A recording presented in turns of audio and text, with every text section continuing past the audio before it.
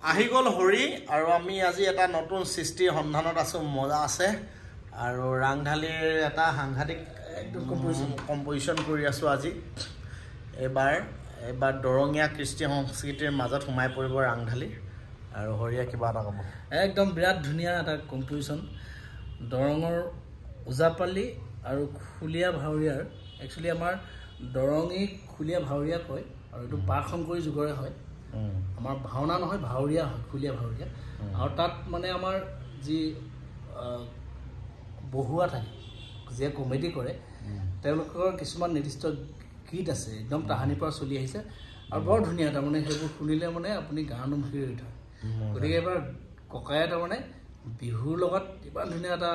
কথা ভাবিছে গতিকে মই দৰঙৰ যিখিনি আছে তাত খুলিয়া ভাউৰিয়া খোল বাজিব কাৰণ দৰঙৰ